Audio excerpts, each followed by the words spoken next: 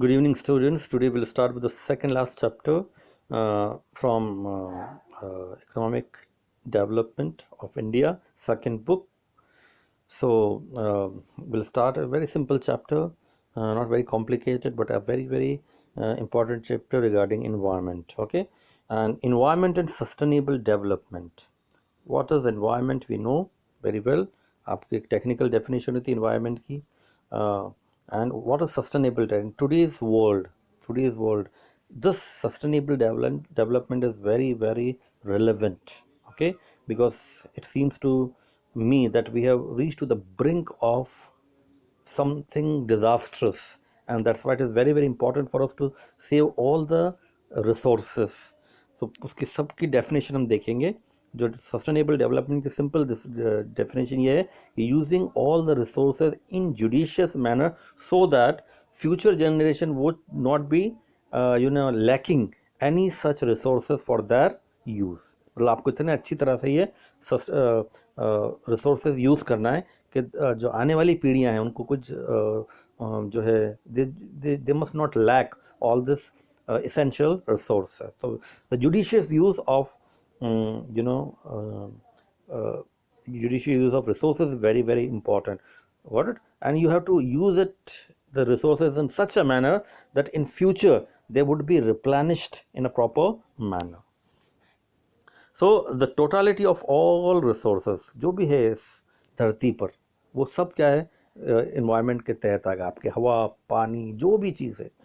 It includes all the biotic and abiotic elements that influence each other.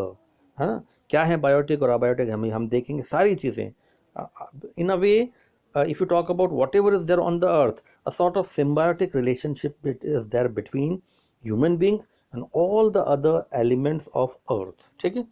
Birds and animals and plants from forest, fisheries, etc. biotic elements. ये सारे biotic कहलाते हैं.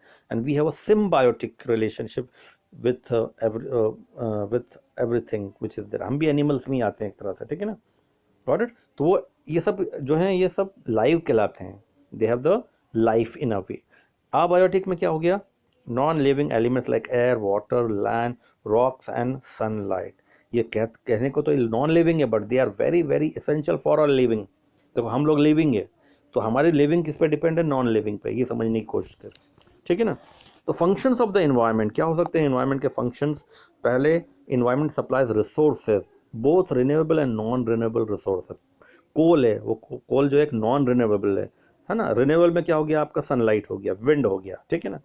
Environment assimilate waste. और एक और सबसे important चीज़ है, environment absorbs in gross waste. Environment जो है, जो आपका वेस्ट मटेरियल है उसको भी एब्जॉर्ब कर लेता है. इसलिए पन्नी जो होती है, पॉलीथीन है, उसका यूज़ करने से मना किया जाता है क्योंकि it can not be decompose. ठीक है?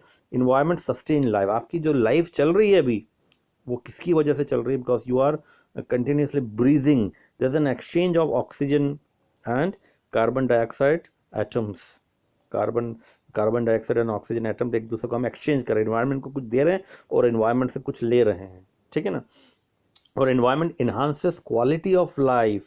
एक ऐसी जगह में आप पड़े हो जहाँ पर गंदगी है, ठीक है ना, कूड़ा करकट है, तो आपकी क्वालिटी ऑफ लाइफ अफेक्ट हो जाएगी. आप बीमारियों से घिर जाओगे, है ना? तो ये सारी प्रॉब्लम आ जाएगी. The environment is able to perform this functions without any interruption as long as demand on this functions are within its carrying capacity.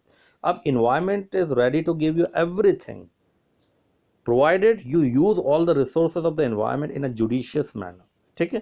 Carrying capacity employees. अब फिर एक लिमिट जब बढ़ जाती है ना तो उसकी जो रिप्लेनिश करने की जो क्षमता होती है वो अफेक्ट हो जाती है.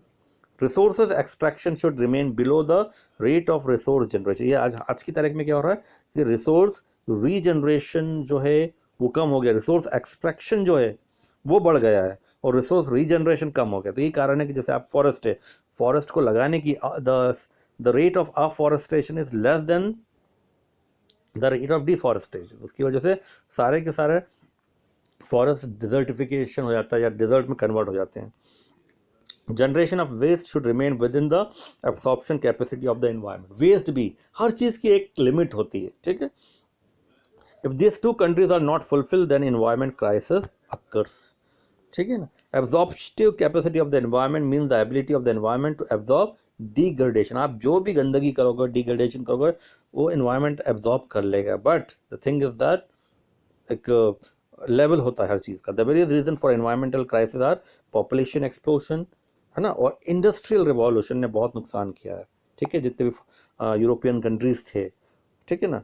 तो intensive and extensive extraction of both renewable and non renewable resource in a reckless manner, what we were doing, we were extracting the coal, we used them in, isn't it, recklessly। Mines हैं, mines से सारा extraction हो रहा है, तो उसकी वजह से नुकसान होता है। The एफिलियन consumption and production standard of developed country, और डेवलप्ड कंट्री ने सबसे ज़्यादा नुकसान किया किसका, एनवायरनमेंट का। कंजम्पशन लेवल उनका बहुत ज़्यादा है, प्रोडक्शन स्टैंडर्ड जो है उनकी, आपको याद होगा 18th और 19th सेंचुरीज में इंडस्ट्रियल रिवॉल्यूशन आया, किस तरह से उन्होंने एक the mushrooming of industries were there, correct, तो उसका ध्यान रखा उन्होंने। बट उन्होंने इन्वायरमेंट का क्या डैमेज होगा उसका ध्यान नहीं रखा। कंजम्पशन उन्होंने बहुत बढ़ गया था हर चीज़ का। जब कंजम्पशन किसी चीज़ की बड़ी डिमांड बढ़ी तो फैक्ट्रीज भी बढ़ गई, और फैक्ट्रीज ने बहुत नुकसान किया।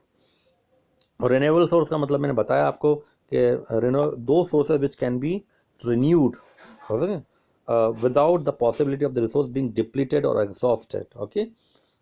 Example trees in the forest and the fish in the ocean. लेकिन आज की तारीख में ये भी नॉन रिन्यूएबल हो गए। Why? Because demand for fish is increasing, और ट्रीज भी जो है अफॉरेस्टेशन नहीं हो रहा है, ठीक है। Non renewable sources are those which get exhausted with extraction and use, for example fossil fuels. Two basic fossil fuel, आपका coal, petroleum. Two basic problems related to environment are, दो प्रॉब्लम्स क्या है इन्वायरमेंट से related, problem of pollution, problem of excess exploitation of natural resources।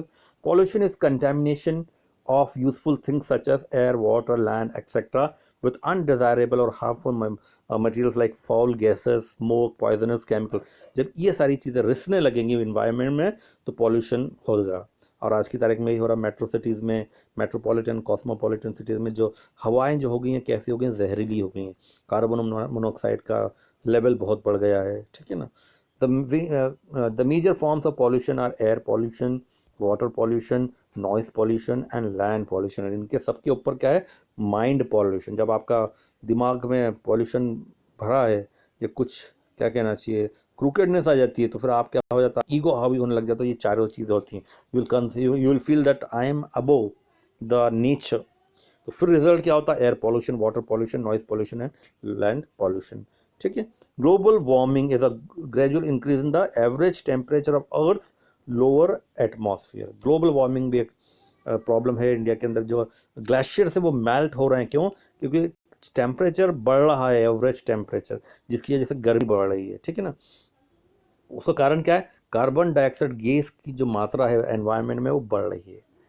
Global warming is caused by man-made increase in carbon dioxide and other greenhouse gases through the burning of fossil fuels and deforestation। तो जब आप जो पेड़ों को ख़त्म करोगे, अगर आप पेड़ों को ख़त्म करोगे तो फिर क्या होगा कि जो पेड़ों का काम क्या होता है, कार्बन डाइऑक्साइड को असिमुलेट करना, सोखना, है ना, और वो ऑक्सीजन रिलीज करते हैं, ठीक है ना। लेकिन आप पेड़ कट रहे हैं तो कार्बन डाइऑक्साइड की मात्रा बढ़ रही है, ठीक है ना। Some of the long term result of global warming as follows. Melting of, इसका रिजल्ट क्या होता है, melting of polar ice with the resulting rise in sea level and coastal flooding.